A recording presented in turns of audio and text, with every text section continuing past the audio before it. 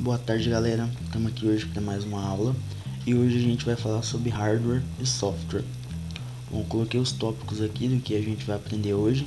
Hoje a gente vai aprender o que é hardware e o que é software e vamos ver também exemplos, de hardware e software e as funcionalidades do hardware e também do software, como são feitos e os sistemas operacionais. Bom, aqui o que é o hardware?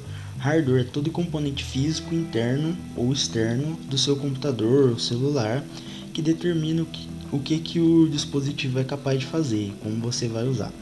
Vale lembrar que esse termo aqui ele é usado para informática, mas hardware pode ser usado para tudo. Tipo, qualquer ferramenta ou coisa assim pode ser considerado um hardware, Só que o nosso foco aqui é a tecnologia, então a gente vai falar sobre os hardware do computador. E o software?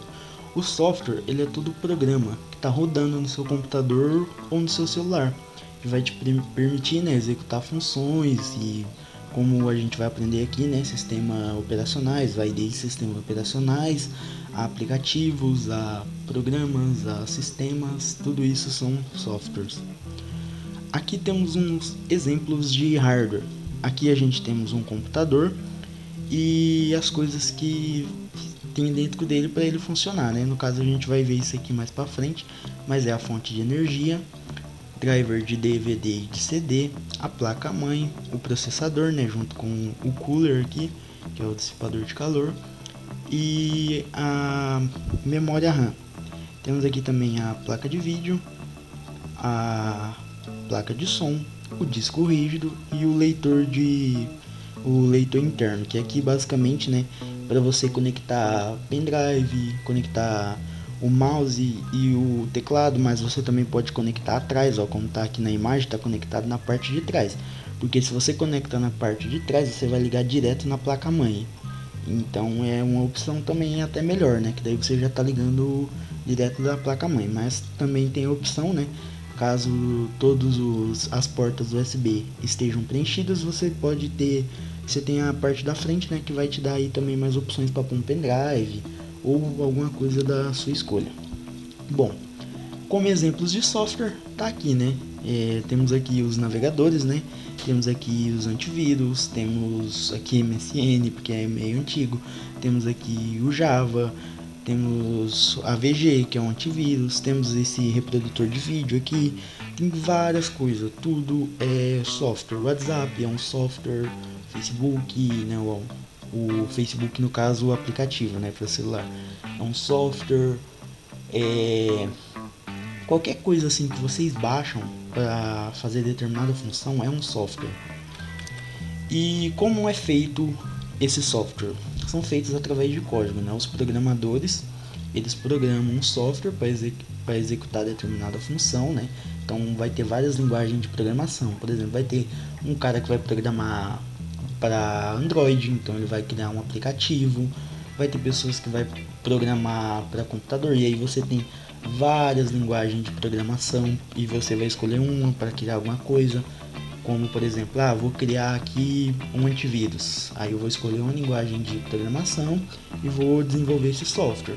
Muitas vezes também é uma empresa, que faz o desenvolvimento, e aí são várias pessoas trabalhando, mas é tudo através de códigos. Bom, aqui uma tabelinha para ajudar vocês a memorizar o que é hardware e o que é software, Tá aqui, hardware, software e o que são. Bom, o hardware ele é um elemento físico que forma o equipamento. O software ele é um programa ou sistema que faz o equipamento funcionar. A função do hardware atua como sistema de entrega do software, e o software executa uma tarefa específica, o qual fornece instrução para o hardware. Tempo de vida, O tempo de vida do hardware pode estragar com o tempo. Como ele é uma peça, o hardware ele é físico, ele pode estragar, ele pode quebrar. Então, ele tem um tempo de vida aí limitado. E o software basicamente também, porque ele pode ficar desatualizado. Então você vai ter que baixar uma nova versão, atualizada aí do software que você está utilizando. Eita, acabei avançando sem querer. Desenvolvimento. O hardware é criado a partir de materiais, Já o software, como eu falei, ele é criado por meio de códigos de linguagem de programação. A inicialização. O hardware ele funciona quando o software é carregado e o software funciona quando ele é instalado no seu computador, né? Quando você instala ele ali, você vai fazer ele funcionar. A manutenção, você pode substituir as peças, né? Caso algum hardware dê problema ou caso você queira um hardware melhor do que o que você tem. E já o software você pode reinstalar ele, né? Caso esteja dando problema, você pode ali reinstalar ele. Bom, falando aqui da fonte, qual que é a função, né, que a fonte tem aí no computador, que muita gente não sabe. A fonte, como o nome já diz, ela é a fonte de energia do computador. Então a fonte ela vai receber energia, né? Pode ver aqui ó, que tem uma entrada para você colocar o cabo do computador, que vai ser o cabo que você vai ligar na tomada. E a fonte ela vai pegar essa energia e ela vai transferir para a placa-mãe e para tudo que está ligado nela. Então ela vai meio que pegar a energia e vai converter na energia certa aí para rodar, todos os hardware rodar, né, com a quantia de energia certa. Por isso que também é importante quando você for comprar uma fonte, vai ter vários modelos de fonte e dependendo assim, eu quero montar um computador gamer, uma placa mãe muito boa, um SSD HD muito bom, com bastante memória RAM, com a placa de vídeo muito potente. Você também tem que comprar uma fonte para suportar tudo isso. Você não pode simplesmente colocar só peça boa e na hora de comprar uma fonte você colocar uma fonte simples, porque ela não vai conseguir alimentar seu PC e vai dar problemas. E outra função da fonte é que assim, vamos supor, acontece alguma descarga elétrica ou alguma coisa que vai queimar o seu PC. A fonte ela vai absorver essa energia e ela no caso vai queimar, né, no lugar das outras coisas. Caso, sei lá, dê uma queda de energia e queime o computador, vai queimar a fonte. Porque também, né, a placa-mãe, se queimar a placa-mãe, vai queimar tudo que tem nela e já era, você perdeu o seu computador. Então a fonte ela também tem essa função aí que é muito importante, que caso ocorra isso, né, vai queimar a fonte. E aí você vai trocar a fonte que é bem mais barata que o resto das peças do computador, né. Bom, temos aqui a placa-mãe, que basicamente é a peça, o hardware mais importante do seu computador, porque tudo basicamente é ligado na placa-mãe, seja diretamente ou seja por cabos. E aí a gente vai ter aqui um espaço para o processador, a gente vai ter os espaços para memória RAM, a gente vai ter, né, tipo assim, na questão de um notebook, o notebook ele já é, e alguns computadores também, você já coloca o HD direto na placa-mãe, mas tem computador que você conecta por cabo, né? Você coloca o HD ou o SSD de um lado e através de um cabo ele é ligado na placa-mãe. Mas basicamente tudo é ligado na placa-mãe. Vocês podem ver aqui também que vai ter as portas USB que você pode colocar o mouse e o teclado. No caso elas ficam na parte de trás do computador, né? Quando você coloca o seu mouse e o seu teclado na porta USB de trás do computador, você está ligando direto na placa-mãe. E é a parte mais importante. Se você queimar a placa-mãe, você queimou a parte mais importante do seu computador, como eu falei, né? Com uma descarga elétrica e tal, o importante é a placa-mãe. Então a fonte, né, faz aquela função ali de se acontecer alguma coisa, a fonte que acaba estragando no lugar. Bom, a gente tem aqui também os processadores, que como o nome já diz, ele é responsável por processar informações. Então, tipo, ele vai receber informações ali que o seu computador estava trabalhando em binários e ele vai processar essa informação e vai devolver para o computador. Por exemplo, você está lá executando um jogo, por exemplo, esse jogo está consumindo uma parte da sua memória RAM. O processador ele vai pegar essas informações que está executando no seu computador, ele vai absorver, ele vai ler todas elas e vai devolver na tela, que é o que você está vendo, entendeu? Então o processador ele é uma parte muito importante para quem quer desempenho. Se você tem um processador bom, você vai ter um desempenho, né? Caso as outras peças também seja boa, porque querendo ou não, no computador é assim, não adianta você colocar só uma peça boa no seu computador e sei lá, querer rodar um jogo muito pesado. Não, você vai ter ali que ter vários componentes, né, com a mesma qualidade, podemos dizer assim.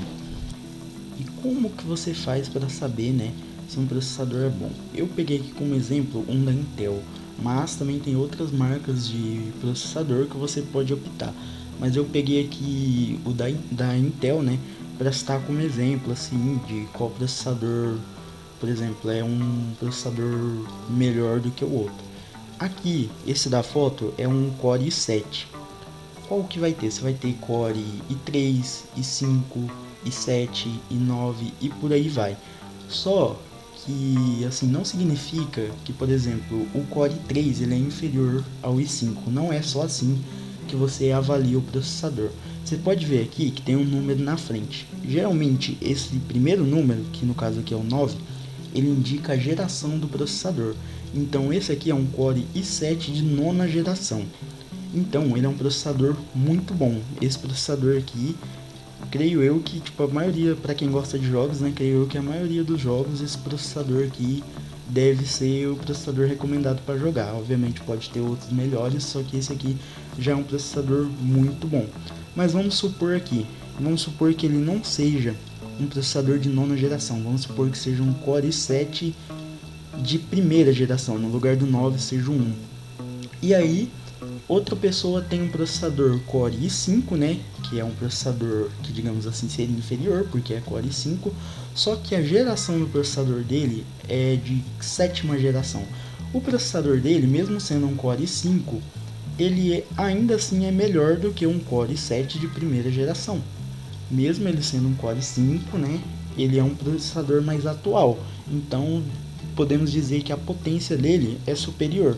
E também não tem só isso, também temos as letras, né? Por exemplo, às vezes você vai ter Core, vamos supor, Core 3, aí tem o número e na frente tem o U. O que significa? Geralmente, esses processadores são usados em notebook, que significa Ultra Low Power, esse U, significa isso. Significa que ele não vai consumir tanta bateria, ele vai consumir pouca energia e assim fazendo com que a bateria do seu notebook não acabe rápido. Se tiver um Y, né, que daí seria low power, o Y geralmente ele é usado em processadores mais antigos e também é usado em alguns celulares, e também ele significa isso, que tem um baixo consumo de energia. A gente também tem alguns processadores que vai ter no final uma letra T, que indica uma alta eficiência energética, né, que são os processadores mais usados aí em computador. E o Q, que é o que está escrito aqui, ó, é quad-core. O que significa quad-core? Esse processador aqui, como eu falei, ele é um processador muito bom, e esse quad-core significa que ele tem 4 núcleos de processamento. Como eu falei, esse processador aqui da imagem é um processador muito bom.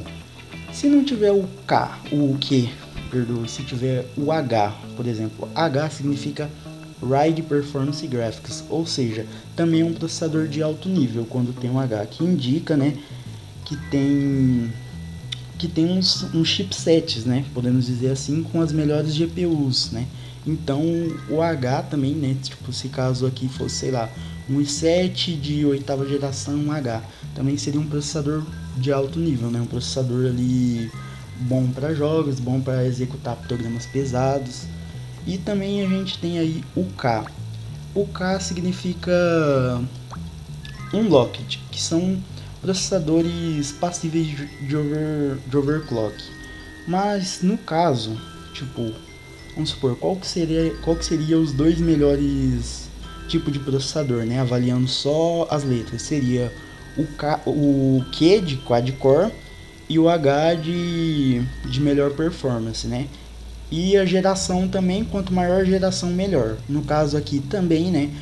Quanto maior o número aqui, melhor. Tipo, o i5 é melhor do que o i3 e o i7 é melhor do que o i5. Só que, como eu citei, não depende só disso. A gente tem que avaliar o i5, né? Qual que é o número aqui do i, se é i5, se é i3, se é i7, se é i9 e assim vai. Mas a gente também tem que avaliar a geração desse processador e a letra que está aqui no final. Bom, a gente tem aqui também a memória RAM, que eu deixei aqui também, né, ela sendo instalada na placa-mãe, e aqui uma memória RAM gamer. Aqui também na parte do processador, esqueci de falar, mas tá ele aqui também, né, onde ele é colocado na placa-mãe. Uma coisa que eu esqueci de falar é que aqui em cima dele geralmente tem um cooler para resfriar ele, e também as pessoas passam uma pasta térmica aqui, né, para não aquecer tanta a temperatura dele. E aí o cooler vai ficar ainda dando ali, como eu posso dizer, dando ali o sustento para ele, né, para não deixar ele ficar muito quente, para que não afete o desempenho. Aqui a gente vai ter as memórias RAM. E o que significa, né, memória RAM? A palavra ela é em inglês, mas traduzindo para o português seria memória de acesso aleatório. E o que ela faz? O que a memória RAM faz, né? Eu até citei ela quando eu estava falando dos processadores, mas basicamente ela vai fazer o seguinte: ela vai gerenciar, né? Ela vai gerenciar o que você está executando no momento. Como eu posso dizer? Eu tenho aqui o meu Google Chrome aberto e o meu Photoshop. A memória RAM, ela vai armazenar o que você está executando, que no caso é o Photoshop e o Google Chrome. Aí no caso, vamos supor, o Photoshop está consumindo 3 GB da sua memória RAM, e você tem uma memória RAM de 4 GB, e aí vai o Google e tá consumindo ali 1 GB. Seu computador ele vai começar a travar, porque essas duas aplicações elas estão consumindo toda a sua memória RAM. Por isso que quando você tem bastante memória RAM é melhor. Só que o que acontece? Você também tem um limite dependendo da sua placa-mãe. Você não pode, sei lá, ter uma placa-mãe simples e querer colocar 32 GB de memória RAM, porque não vai funcionar. A sua placa-mãe não vai rodar tudo isso. Então, como eu falei lá atrás sobre fonte, sobre placa-mãe, sobre processador, se você quer montar, por exemplo, um computador de alto desempenho, as peças ali todas tem que ser, todas não, mas tipo assim, a placa-mãe tem que ser de alto desempenho, a fonte tem que ser, para que elas possam suportar ali um processador e uma memória RAM de alto desempenho. E aí, por exemplo, você pode ter vários slots de memória RAM. Por exemplo, vou citar aqui os notebooks, eles têm 2 slots, a maioria dos computadores também tem 2 slots, mas tem uns que tem até mais que isso. E aí você vai colocar os pentes, né, de memória RAM, e elas vão variar aí conforme os GB, tipo 2 GB de memória RAM, 4 GB, 6 GB. Só que também não é só isso, né? Vai ter a voltagem, só que o principal é isso. O principal é a quantidade de GB, né, que ela vai armazenar. Mas aí você vai ter também os modelos mais antigos, que daí quando você for comprar uma memória RAM, você tem que verificar o seu computador, se é DDR1, que eu acho que nenhum usa mais, DDR2 também acho que ninguém usa mais, mas aí tipo DDR3 e DDR4 são mais atuais, então são as memórias RAMs aí que geralmente seu computador vai usar. No caso do meu é DDR3. E como o meu é notebook, eu também tenho que comprar a própria para notebook, porque ela é menor do que a de computador.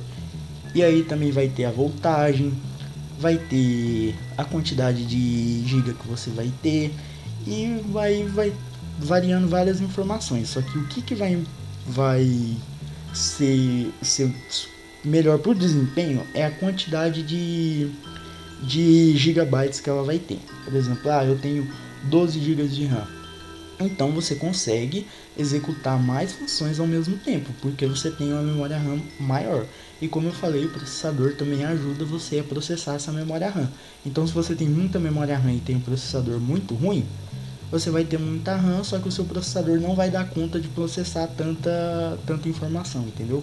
Por isso que é importante você também ter um processador bom ali para processar essa memória RAM que você tem. Bom, a gente tem aqui também a placa de vídeo, que também tem uma função muito especial no computador, que ela vai processar todas as informações ali que estão sendo utilizadas e transformar ela em vídeo, que é o que a gente vê aqui na tela, que no caso você, quando está assistindo alguma coisa no seu computador, quando você está jogando, ela que faz toda essa função de você conseguir ver ali o jogo, né, ver alguma alteração no jogo. Por exemplo, eu tô jogando um jogo de tiro, quando alguém dá um tiro assim no jogo, aí vai fazer aquela animação, é a placa de vídeo que processa tudo aquilo que está acontecendo e transforma em imagem, né, que é, né, transmitida para você. As placas de vídeos do notebook, geralmente elas são integradas na placa-mãe, então elas já vêm junto com a placa-mãe. No computador, geralmente, né, você vai ter esse slot aí para placa de vídeo e você pode até trocar a sua placa de vídeo, mas também tem aquilo que eu falei, tem que ser compatível com a placa-mãe, né? Não adianta você ter uma placa-mãe ali mais simples e querer comprar uma placa de vídeo gamer e colocar lá. Eu até deixei como exemplo aqui, né, uma placa de vídeo sendo colocada na placa-mãe, e aqui eu deixei como exemplo uma placa de vídeo, né? No caso, isso aqui é uma GeForce GTX 1680, que inclusive os preços das placas de vídeo subiu muito ultimamente, então tá bastante caro você comprar uma placa de vídeo. E como que eu sei qual placa de vídeo é melhor? Geralmente as placas de vídeo elas têm a memória RAM também, então quanto mais memória RAM a placa de vídeo tem, melhor é. Mas também não é só isso, assim como nos processadores não é só isso. Por quê? Porque você vai ter também o número de bits. Por exemplo, uma placa de vídeo de 128 bits, ela é inferior a uma placa de vídeo de 256 bits. E não só isso, também tem os modelos da placa de vídeo. Por exemplo, tem os modelos DDR3, que tem um desempenho inferior ao modelo GDDR5. Então, quando você for comprar uma placa de vídeo, você vai ter que ver, né, se ela é compatível com a sua placa-mãe e se ela é suficiente para o que você quer executar no seu computador, né? A gente vai ter também a placa de som, que vai ser responsável aí por processar os sons do computador, por você conseguir ouvir aí, né, tipo, os áudios pelo seu computador, por você conseguir usar o microfone do computador, caso seja um notebook, por você conseguir ter um melhor desempenho, né, que umas placas de som melhor, você consegue ouvir um áudio melhor. No caso do notebook, né, com os microfones integrados, o microfone do notebook acaba sendo melhor, e essa aí vai ser a função da placa de som. Ela vai processar as informações sonoras e vai, né, te dar como resposta os sons aí que você ouve no computador. A gente vai ter aqui o leitor interno, que isso aqui é colocado na parte da frente da CPU, né, do computador, que aí vai te dar mais aqui uma porta USB e vai te dar outras portas aqui, né, como micro SD, MMC e porta, e temos aqui até outra aqui, porta CF, que vão ser para você plugar ali na frente, né? Geralmente as mais comuns tem várias portas USB e uma porta micro SD. Essas portas aqui não são tão comuns, né? Mas também tem desse modelo. E basicamente, como eu falei, quando você coloca um USB aqui, ele é conectado através de cabos. Se você colocar na parte de trás do computador, ele é ligado direto na placa-mãe. Aqui, né, os cabos que são ligados na placa-mãe e são ligados aqui. E a gente vai ter aqui também um leitor de CD/DVD, que hoje em dia não é tão utilizado. Raramente você vai ver alguém utilizando um desse aqui, mas que no passado era bem utilizado, né, para as pessoas assistir filme, para as pessoas escutar música e formatar o computador. Geralmente o pessoal usava antigamente CD. Então tinha um CD lá com um sistema operacional, seja Linux, Windows ou qualquer outro, e você colocava, né, no computador, e através dele você fazia a instalação do Windows. Atualmente não utiliza mais CD, raramente alguém vai utilizar um CD. Atualmente as pessoas utilizam mais, né, o pendrive, cria ali um pendrive bootável e através desse pendrive faz ali a formatação do computador, que é algo meio mais simples. Então, leitor de CD e DVD, alguns computadores nem tem mais, só que, né, eu coloquei aqui porque, querendo ou não, ainda há pessoas que usam, mas é bem pouco. Bom, aqui eu coloquei disco rígido, HD, né, versus SSD. O HD é mais comum, geralmente você vê a maioria das pessoas utilizando o HD, que basicamente aqui vai ser o armazenamento do seu computador. O HD vai ser lá 500 GB de memória, então é o que você vai poder ter ali no seu computador, né, baixado. Você vai poder ter um total ali de 500 GB, mas na verdade é um pouco menos, porque o seu sistema operacional ele vai ocupar um pouco de espaço. Então você vai ter ali 460 GB, por exemplo. E aí vai ser o tanto de memória que você vai ter para baixar ali os seus programas, os seus aplicativos, softwares e ter ali o seu armazenamento. O SSD é a mesma coisa, só que qual que é a diferença? O SSD ele é mais rápido que o HD. Eu tinha só o HD no meu computador. Com o HD o computador demorava mais para inicializar os programas, né, os softwares. Ele demorava mais para ligar. E aí recentemente eu comprei um SSD e fiz a instalação dele no meu notebook. E o computador liga mais rápido. Aqueles processos que abrem quando você liga o Windows, por exemplo aqui o Discord, quando você liga o Windows, realmente o Discord abre. Eles abrem quase que instantaneamente. Além de seu computador ligar mais rápido, já começa a abrir tudo que inicia junto com o Windows. E você também já pode ir ali abrir um navegador ou qualquer programa que ele já vai ser executado na hora. Com o HD não era assim. Com o HD demorava a ligar, aí demorava um pouco para inicializar as coisas que inicializa junto com o Windows, e depois que você ia abrir as coisas que você queria. O SSD dá um desempenho enorme para o computador. Não só para isso, também até para abrir softwares mais pesados, como o Photoshop. Vamos supor, eu tinha um HD e demorava a abrir o Photoshop. Com o SSD ele vai abrir muito mais rápido, até em jogos. Se você tem problema que o jogo que você gosta de jogar fica demorando na tela de carregamento, pode ter certeza que com o SSD vai carregar mais rápido. Só que o SSD ele é mais caro, né? Por exemplo, um HD de 500 GB deve estar variando aí, deve ser uns R$200 por aí, não sei, porque faz tempo que eu não compro um HD, mas o SSD de 180 GB eu paguei R$150, então ele acaba sendo mais caro, né? Um SSD é mais caro que um HD, no caso avaliando a questão memória de armazenamento, né? Porque como eu citei, o HD de 500 GB deve estar em torno de R$200, um HD de 500 GB deve estar em torno de R$200, enquanto um SSD de 180 GB deve ser 150. Um SSD de 500 GB deve ser muito caro. Só que, como eu falei, se você está visando um desempenho melhor, o SSD é uma coisa que você precisa, porque ele vai deixar o seu computador muito mais rápido. Eu, no caso, eu tirei o meu leitor de CD, que eu citei aqui no slide passado, né, o leitor de CD/DVD, eu tirei ele e através de um adaptador eu consegui usar o HD e o SSD, né, no mesmo notebook. No caso do computador, eu acho que você não precisa fazer isso, né? Você vai ter o slot ali para colocar outro com SSD ou até outro com HD, né? Você pode escolher, quero ter 3 SSD, 3 HD. No notebook não tem o espaço, então o que você faz? Você tem que comprar um adaptador e aí você coloca o seu SSD ou o outro HD nesse adaptador, você retira o seu leitor de CD e coloca o adaptador lá dentro. E aí, ao invés de você ter um leitor de CD, você passa a ter 2 discos rígidos, né? No caso, ou 2 SSD ou 2 HD. No caso, eu desmontei o notebook e na onde que estava o HD, eu coloquei o SSD, porque ele é ligado diretamente na placa-mãe.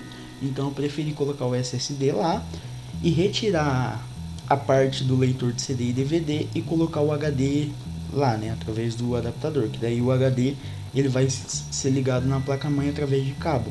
Só que também vai funcionar a mesma coisa. E aí, né, não basta só, né, para o SSD te dar esse desempenho, não é só você chegar e comprar o SSD. Você tem que mover, você tem que ou formatar o seu computador ou você tem que usar um software que move os arquivos e o sistema operacional que está no HD para o SSD.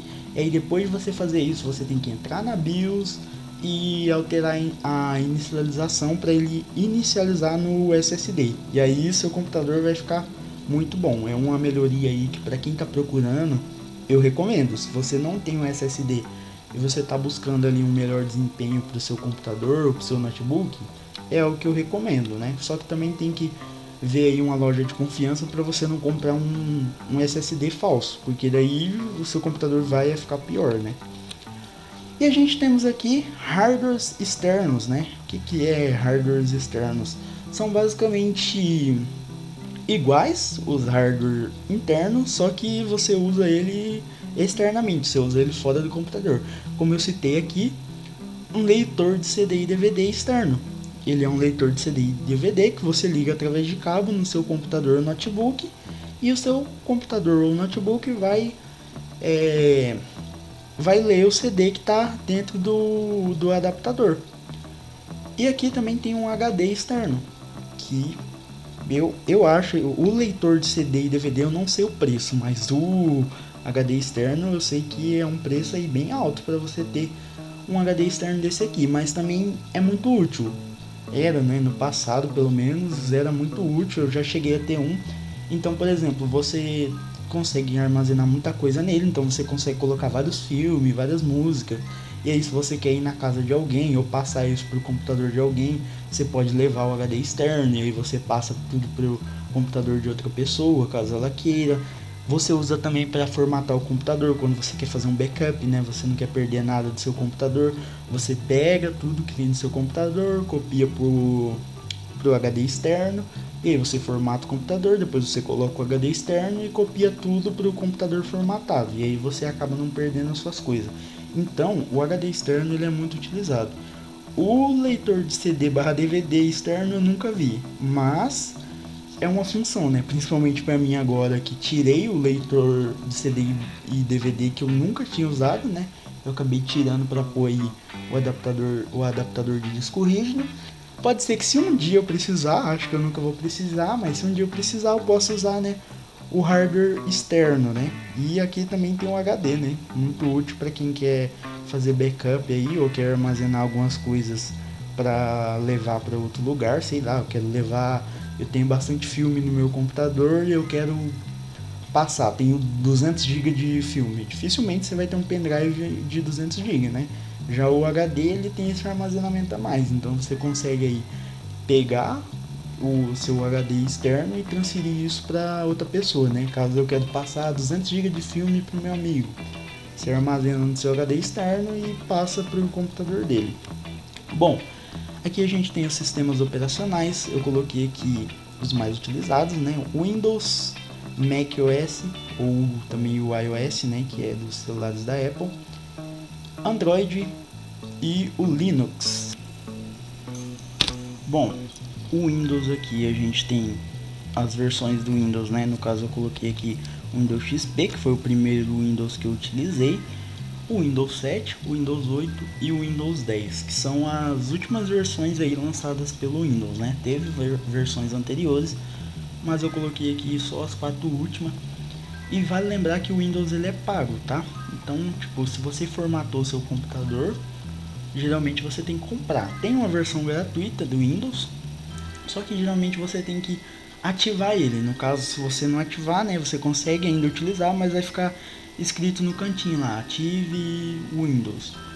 No caso, tem maneiras de burlar isso, né? Tem umas maneiras aí, mas são ilegais, né? E não é o objetivo do curso, né? Ensinar a fazer essas coisas. Bom, a gente teve um outro sistema aqui que é o macOS. Eu peguei a última versão do macOS, mas tem várias versões também, que é aí dos MacBook, né?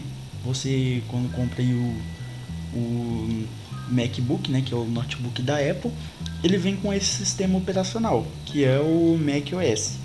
Eu nunca cheguei a utilizar esse sistema, também eu nunca vi alguém que tivesse um MacBook, só em filmes, mas parece ser um sistema parecido com o iOS, porém para computador, né? Para quem tem iPhone aí parece ser algo parecido.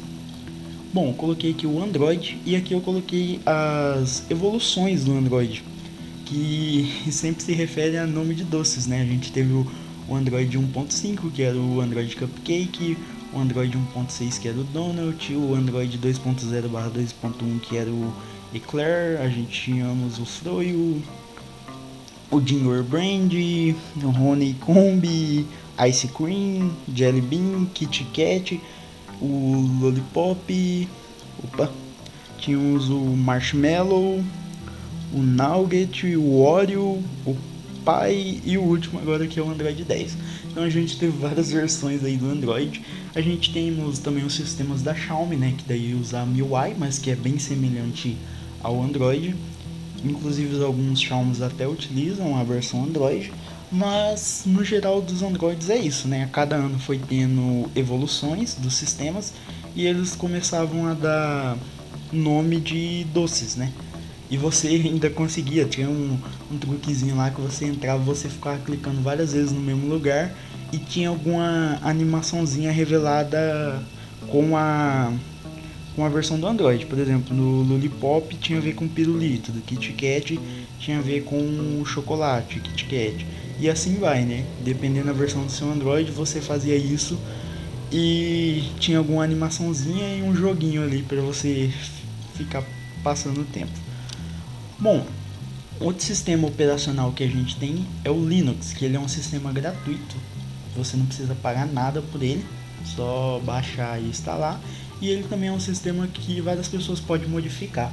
Então você vai ter várias modificações do Linux. Eu coloquei aqui o Ubuntu, que é um bem utilizado, que é o que eu utilizo. Eu uso o Windows também, só que eu também tenho Linux, eu uso os dois. Só que assim, do Linux, várias pessoas fazem várias versões do Linux. Então, tipo, quando você for baixar, você pode querer baixar um Linux modificado. Tem o Kali Linux, tem várias versões assim do Linux. Eu coloquei o Ubuntu, que eu acho que ele é o que tem mais suporte, né? E eu acho que ele, se eu não estou enganado, ele é o mais utilizado.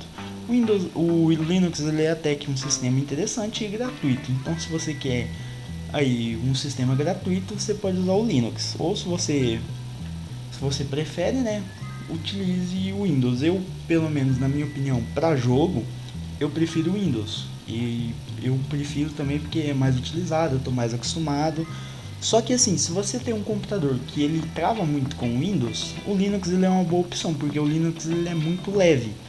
Então, se seu computador não tem um alto desempenho, o Linux pode te ajudar, porque ele é muito leve. Então, se você baixar, seu computador vai começar a travar menos. Então, é uma opção aí. Bom, a aula de hoje foi isso. Chegamos ao fim, vou passar a atividade para vocês. Eu espero que vocês respondam, né? Que ela vai valer a presença. Amanhã, ao sábado, das 2 às 5, vou estar disponível para atendimento via Google Meet. Vou mandar o link lá para vocês, caso alguém queira participar. Então, é isso. Um abraço para vocês e falou!